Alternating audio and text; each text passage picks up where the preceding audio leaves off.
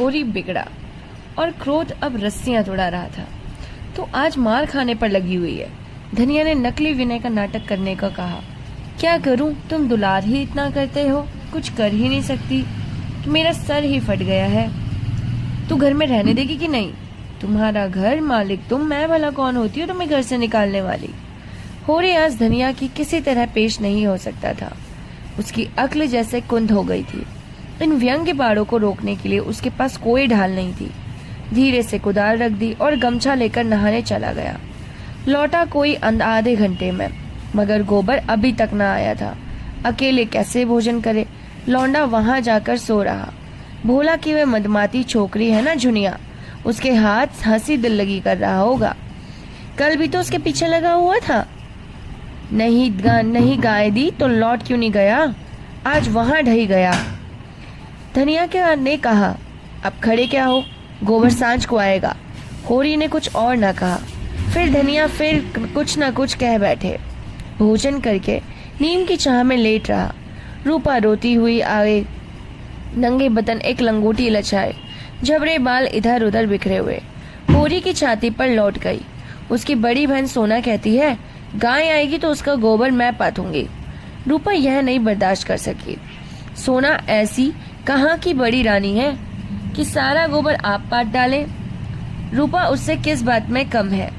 सोना रोटी पकाती है तो क्या रूपा बर्तन नहीं मांजती? सोना पानी लाती है तो क्या रूपा कुएं से रस्सी नहीं लाती?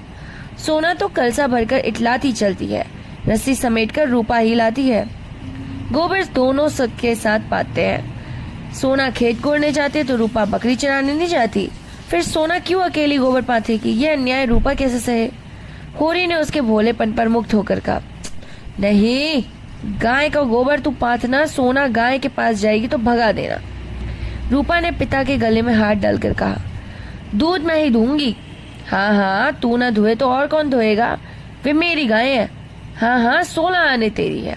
रूपा प्रसन्न होकर अपनी विजय का शुभ प्रचार प्रसारित सोना को सुनाने चले गई।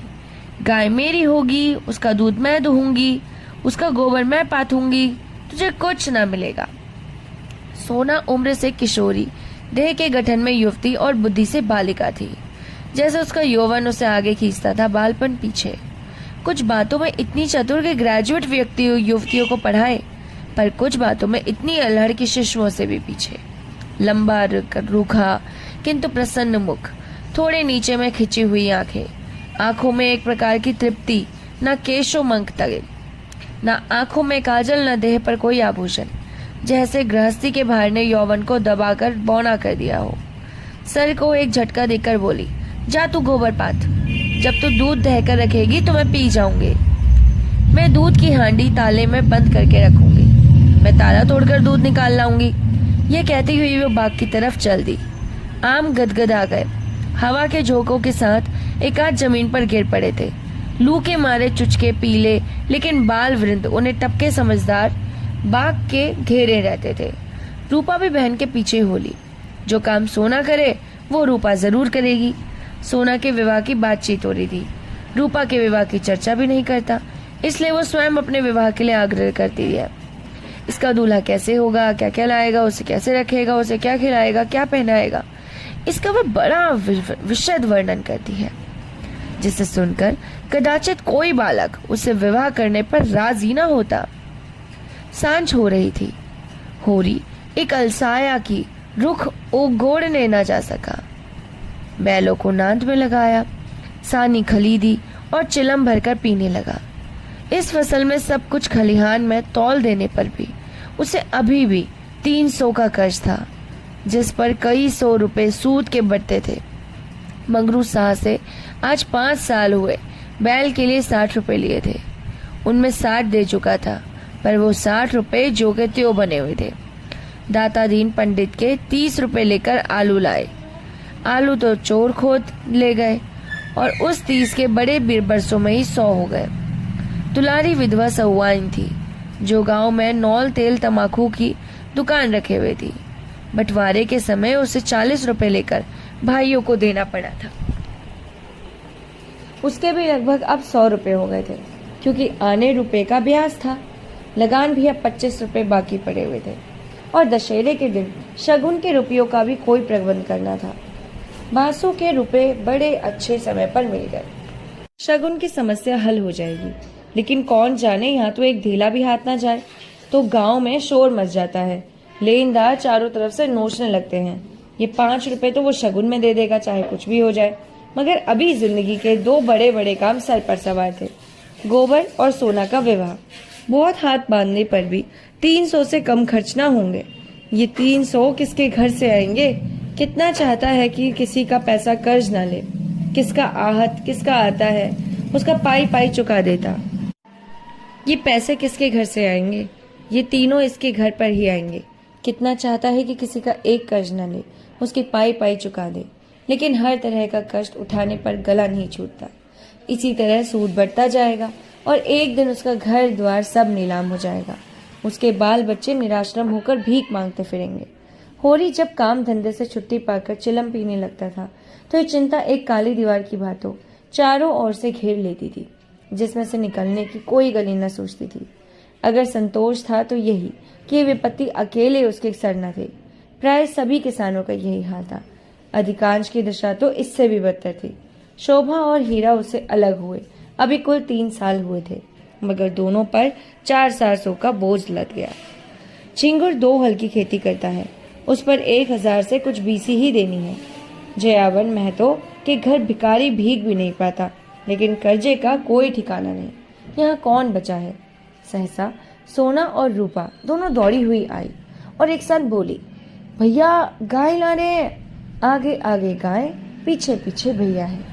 रूपा ने पहले गोबर को आते देखा था। ये खबर सुनाने की सुरुख गई, उसे मिलने चाहिए थी। सोना बराबर की हिस्सेदार हुई जाती है, ये उससे कैसे सहा जाता। उसने आगे बढ़कर कहा, मैंने देखा था, तभी दौड़ी। बहन ने तो पीछे से देखा।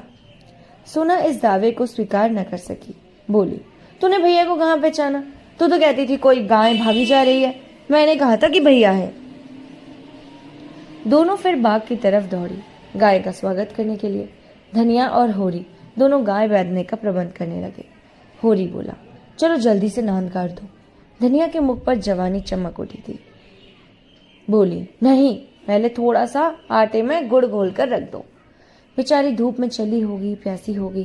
तुम जाकर नांद काट दो, मैं घोलती हूँ। कहीं एक घंटी बड़ी थी, उसे ढूंढ ले, उसके गले में बांधेंगे। सोना कहाँ गई? सहुआइन की दुकान से थोड़ा सा काला डोरा मंगवा लो, गाय की नजर बहुत लगती है। आज मेरे मन की बड़ी भारी लालसा पूरी हो गई है। धनिया अपने हार्दिक उल्लास को दबाए रखना चाहती थी। इतनी बड़ी संपदा उसके साथ अपनी कोई नई बाधा न लाए, ये शंका उसे निराश हृदय में कंपन डाली थी। आकाश की ओर देखकर बोली, गाय के आनंद तो जब है जब उसका पौरा भी अच्छा हो। भगवान के मन की बात है। मानो वो भगवान को भी धोखा देना चाहती थी। भगवान को भी दिखाना चाहती थी कि इस गाय के आने से उसे इतना आनंद नहीं हुआ कि ईर्षालु भगवान सुख का पलड़ा ऊंचा करने के लिए कोई नई विपत्ति भेज दे। वह अभी आटा घोल ही रही थी, मगर गोबर गाय के लिए बालकों का एक जुलूस के द्वार पहुंचा। होरी दौड़कर गाय के गले से लिपट गया। धनिया ने आटा छोड़ दिया और जल्दी से एक पुरानी साड़ी का किनारा लेकर फाड़कर गाय के गले में बांध दिया। होरी श्रद्धा विहल नेत्रों से गाय को देख रहा था, मानो साक्षात देवी जी के घर पर पर्दा पड़ गया हो। आज भगवान ने ये दिन दिखाया कि उसका घर गुरु गऊ के चरणों से पवित्र हो गया। यह सौभाग्य है, ना जाने किसके पुण्य प्राप्ति से। धनिया ने भयातुर होकर कहा, खड़े क्या हो, आंगन में नांद गाड़ दो। आंगन में जगह कहाँ है? बहुत जगह है, मैं तो बाहर ही गाड़ता हूँ। पागल न बनो, गांव का हाल जानकर भी अनजाने बनते हो।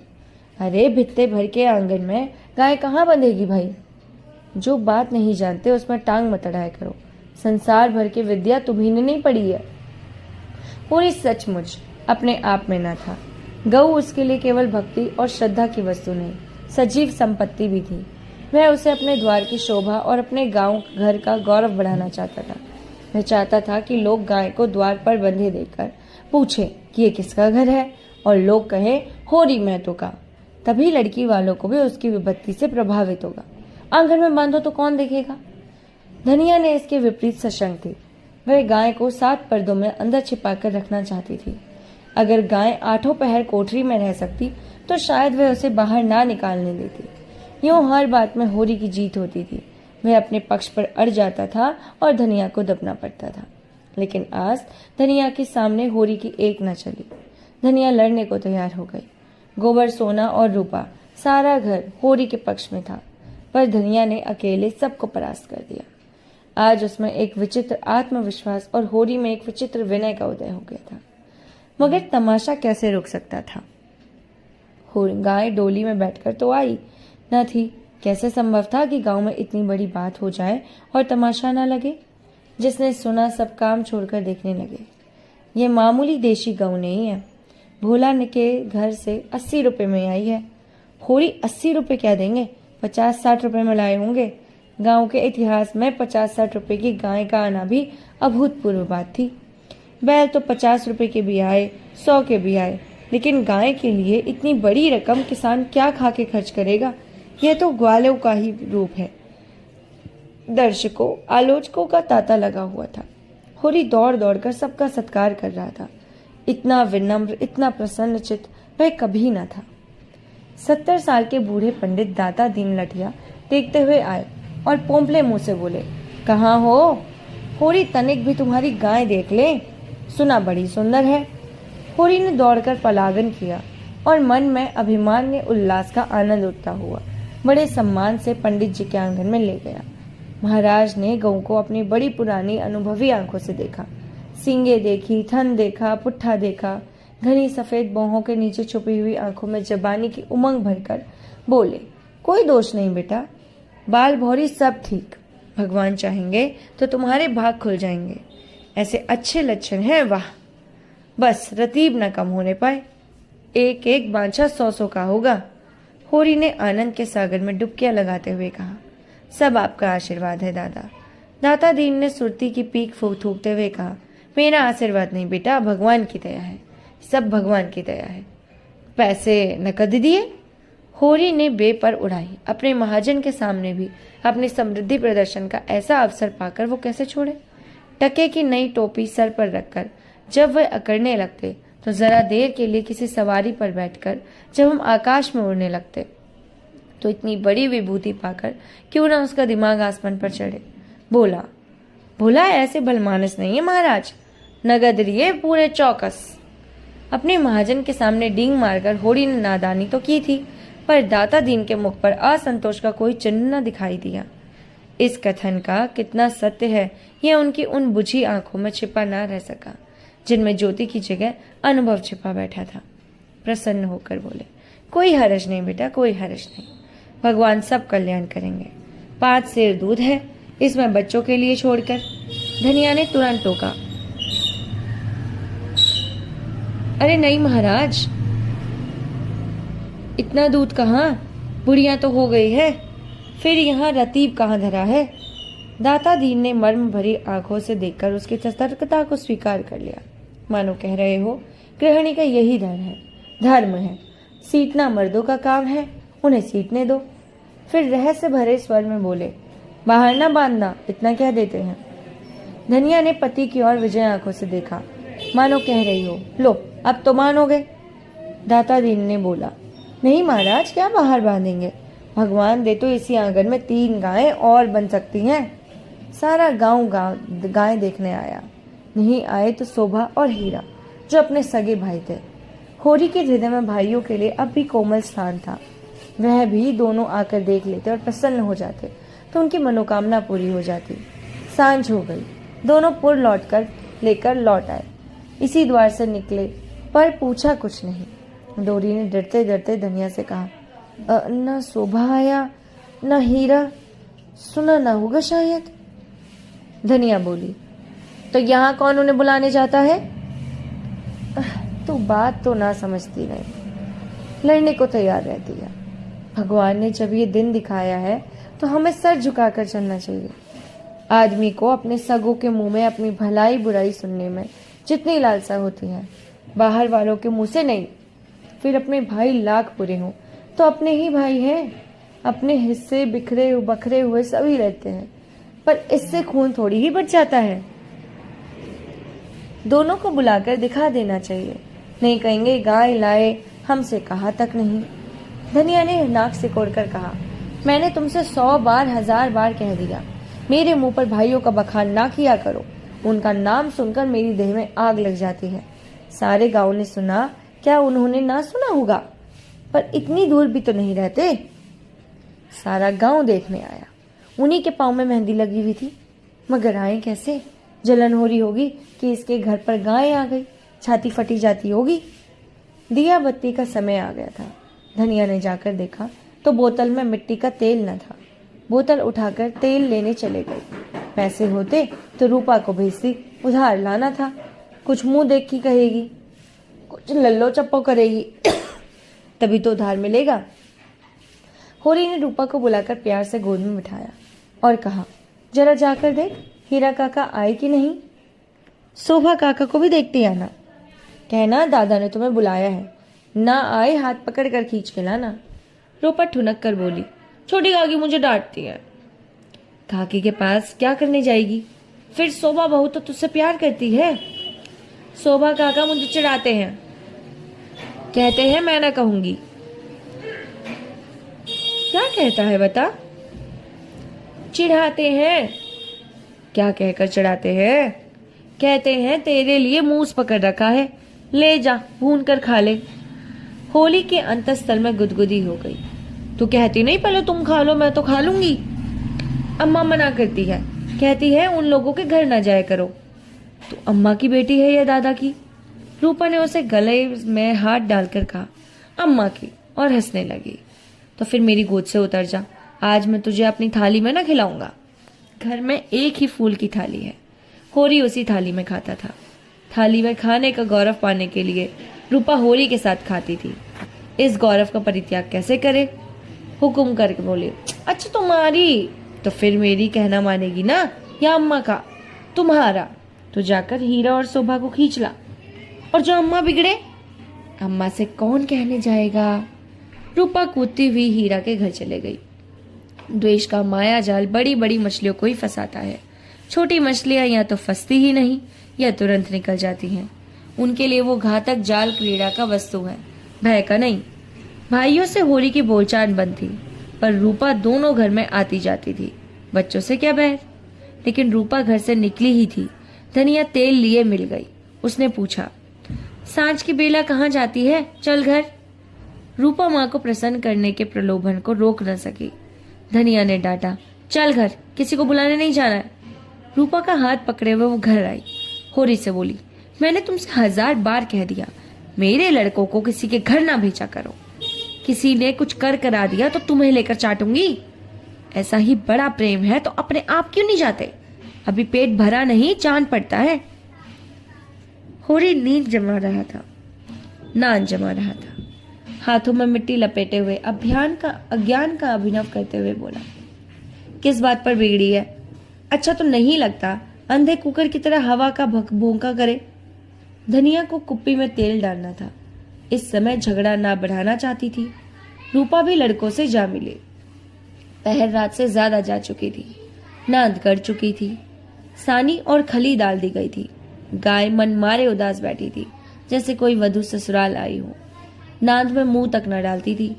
होरी और गोबर खाकर आधी आधी रोटियां उसके लिए लाए, उसे सूखा तक नहीं। होरी बाहर खाट पर बैठकर चिलम पीने लगा तो फिर भाइयों की याद आई। नहीं, आज इस शुभ अवसर पर भाइयों की उपेक्षा नहीं कर सकता। उसका हृदय वह विभूति पाकर विशाल हो गया था। भाइयों से अलग हो गया तो क्या हुआ? उनका दुश्मन तो नहीं है। यही गाय 3 साल पहले आई होती तो सभी पर उसका बराबर अधिकार होता, और कल को यही गाय दूध देने लगेगी तो क्या भाइयों को उसके घर दूध न भेजेगा या दही न भेजेगा? ऐसा तो धर्म नहीं है। भाई क्या उसका बुरा चेते? वह क्यों उनका बुरा चेते? अपनी अपनी करनी तो अपने साथ ही है। उसने नारियल खाट के पाए से लगाकर रख दिया और हीरा के घर की ओर चला। शोभा का घर ही उधर था। दोनों अपने अपने द्वार पर लेटे हुए थे। काफी अंधेरा था। होरी पर उनमें से किसी की निगाह नहीं पड़ी। दोनों में कुछ बातें हो रही थी। होरी ठिठक गया, उनकी बातें सुनने लगा। ऐसा आदमी कहाँ है जो अपनी चर्चा सुनकर ना रुक जाए? हीरा ने कहा, जब तक एक में थे एक बकरी भी नहीं ली, अब पछाई गान ली जाती है। भाई का हक मारकर किसी के फले फूलते नहीं है। शोभा बोला, तुम अन्याय कर रहे हो हीरा। भैया ने एक एक पैसे का हिसाब दिया है। यह मैं भी ना मानूंगा कि उन्होंने कभी फालतू की कमाई छिपा रखी थी। तुम मानो या ना मानो, ये पहले की कमाई है। किसी पर झूठा इल्जाम न लगाना चाहिए। अच्छा, तो रुपए कहाँ से आ गए? कहाँ से खून बरस रहा? इतने तो खेत भी हमारे पास नहीं है, इतनी तो उपज भी हमारी है। फिर क्यों हमारे पास कफन को कौड़ी नहीं और उनके घर नहीं गाय आ रही है? उधार आए होंगे। बोला, उधर देखने वाला आदमी नहीं है। कुछ भी हो, बड़ी सुंदर गोबर लिए जाता था, मैंने रास्ते में देखा। बेईमानी का धन जैसे आता है वैसे ही जाता है। भगवान चाहेंगे तो बहुत दिन गाय घर में न रहेगी। होरी से और न सुना गया। बीती बातों को बिसार कर अपने हृदय में सने और सौंदर्य भरे भाइयों के पास आया था। इस आघात ने जिन्हें उनके मन में छेद कर दिया और वो रस भाव और किसी तरह में टिका रहा था। लते और चीखड़े ठूसकर अपने प्रवाह को रोक नहीं सकता। जी में एक उबाल आया कि उसी क्षण इस आक्षेप का जवाब दे, लेकिन बात बढ़ जाने के भय से चुप रहा। अगर उसकी नीयत साफ है तो कोई कुछ नहीं कर सकता। भगवान के सामने वो निर्दोष है।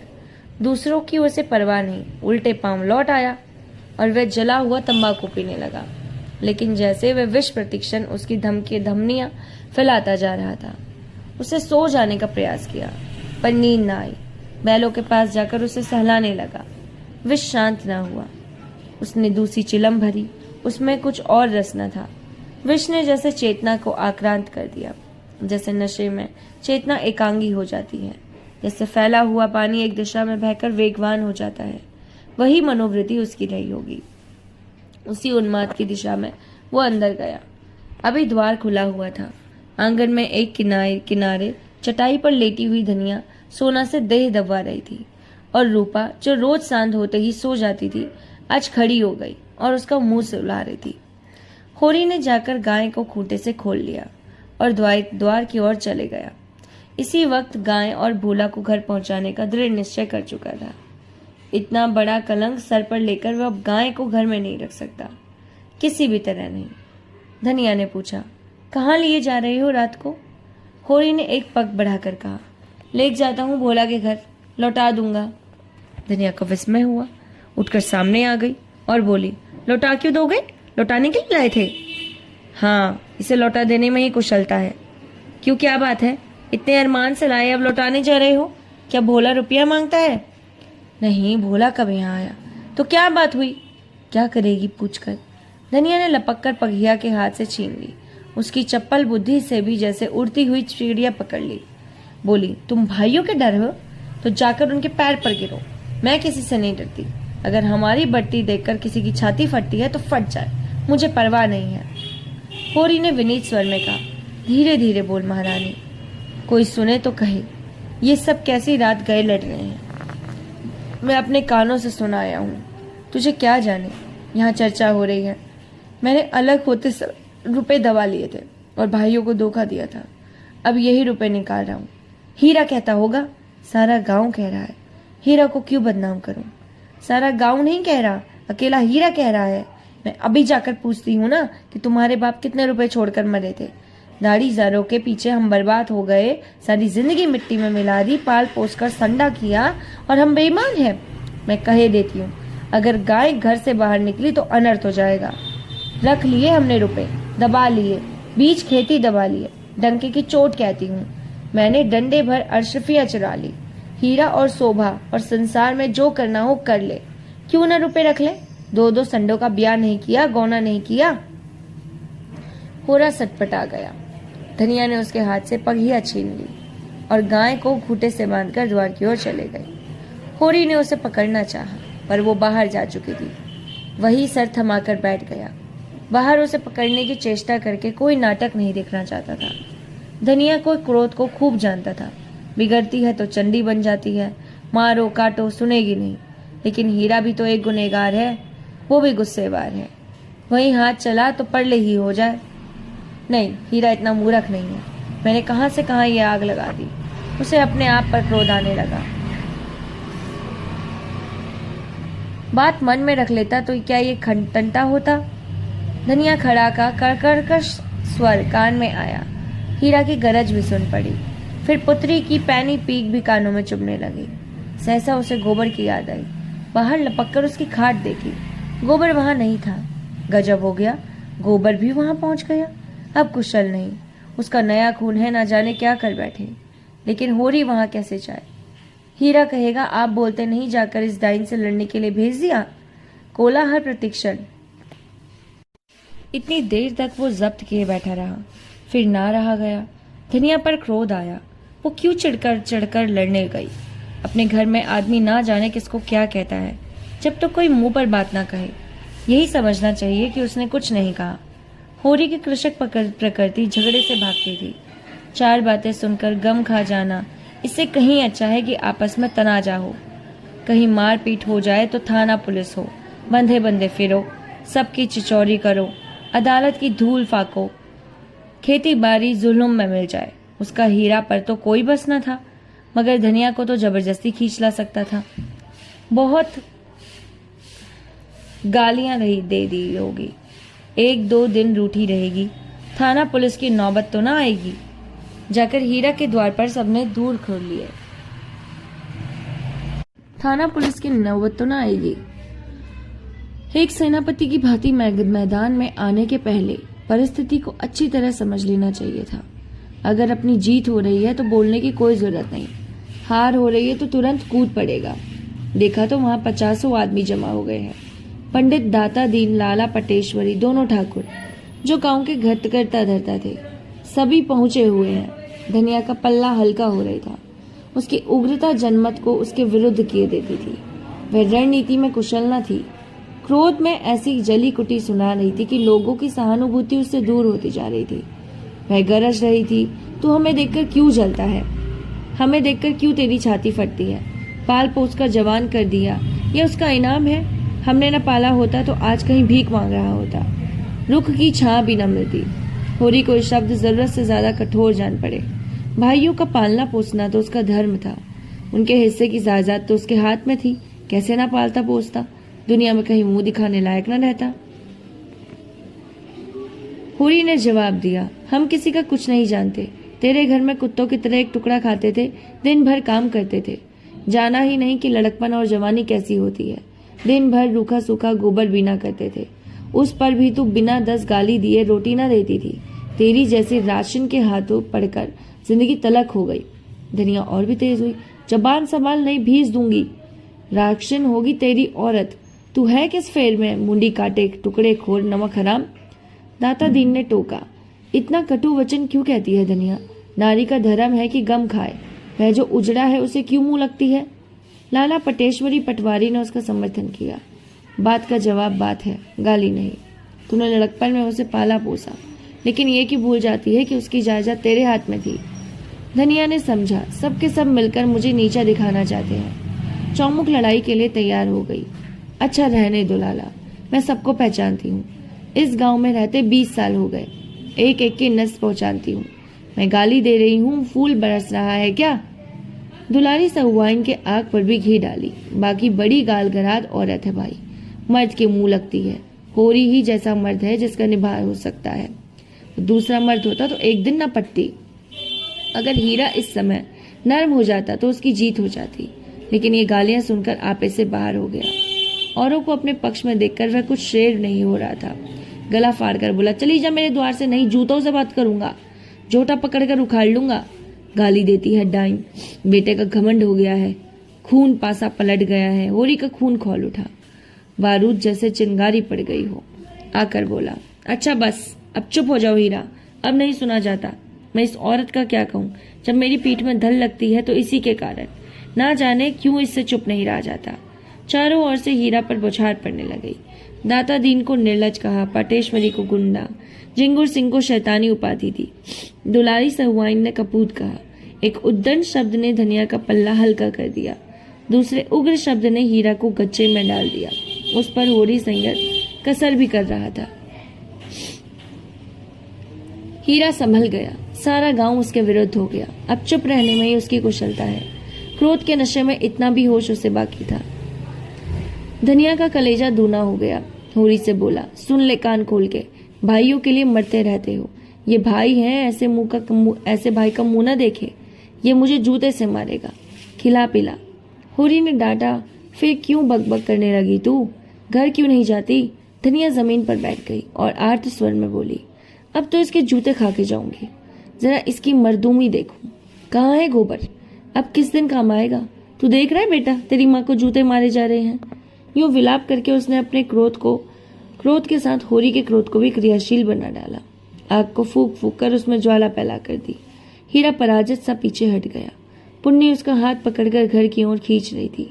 सहसा धनिया ने सिहनी की भांति चपटकर हीरा को इतने जोर से धक्का दिया कि वो धम से गिर पड़ी और बोली, कहाँ जाता है? जूते मार, मार जूते, देखो तेरा मर्दूमी। होरी ने दौड़कर उसका हाथ पकड़ लिया और घसीटता हुआ घर लेकर चला गया।